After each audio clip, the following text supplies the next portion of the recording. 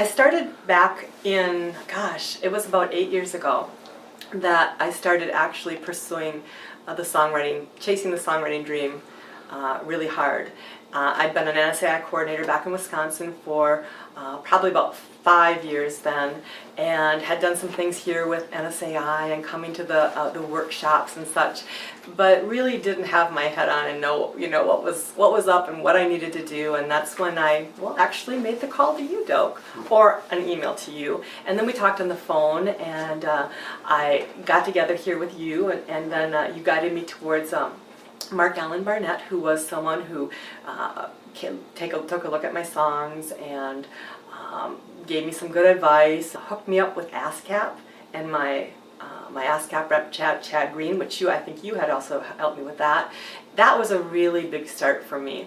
I was put into that advanced writers group that they had at the time that met every month for a couple days, and there was some mentors like Mark Irwin and who else was in there? Oh, Tony Arata, and there was a couple other hit writers that spent time with us, talked to us, told us their story, went over some of our songs. So that was a really big thing. It made me be here every month for 4 months, and if I could do that, I could come every month, and that's when it really started.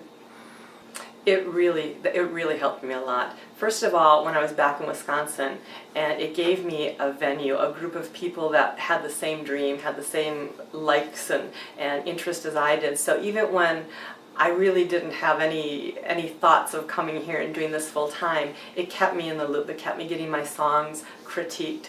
It kept me looking towards what could be done and getting information about who was doing what here.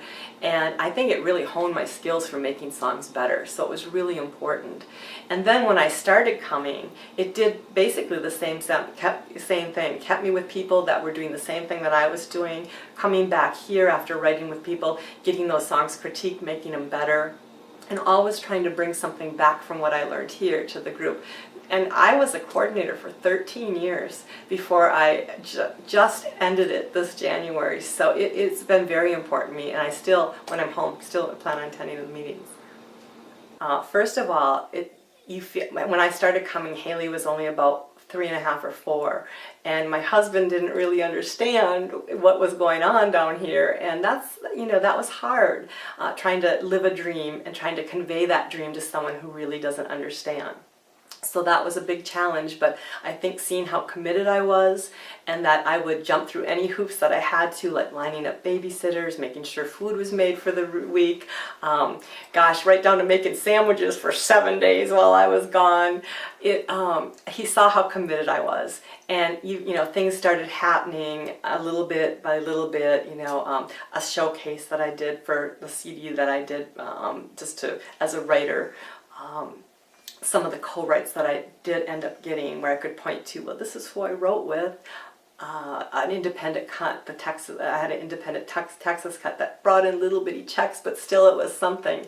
And just the fact that I never gave up, he saw that it was very important to me.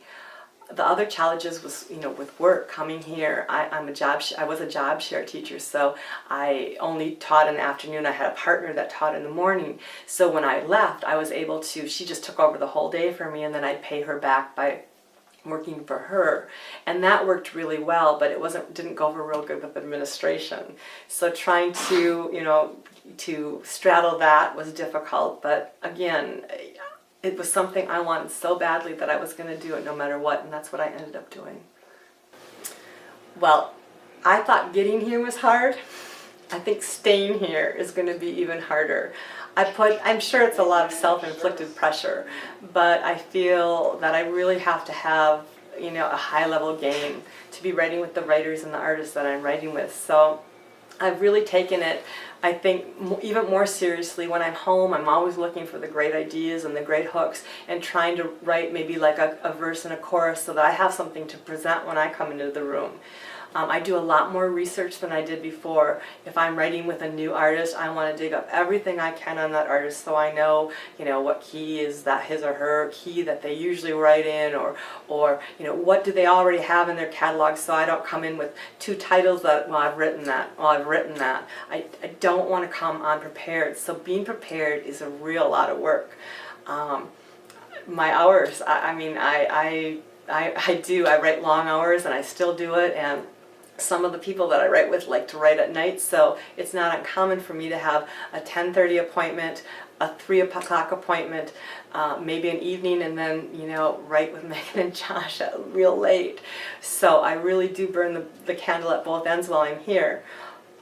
It's just a matter of staying at this level, and it really is an eye-opener for me that some of the people that I've written with, they've been doing this for years and years, and they're at the top of their A game. They're just doing great stuff, and I feel like I'm scrambling to keep up. So I never want to come off as I'm unprofessional or unprepared. So I do much more work now to make sure that I'm prepared. Even if I wasn't sitting here with you and I didn't have the deal, songwriting isn't something like, a faucet with water that I'm going to say, oh, it didn't make it, I think I'll just turn it off and go do something else. I'd still be home or coming here and doing the songwriting. It's something in me that I just can't do. And I don't think I'd ever quit doing that. Pursuing the dream, if I didn't make it, I don't know.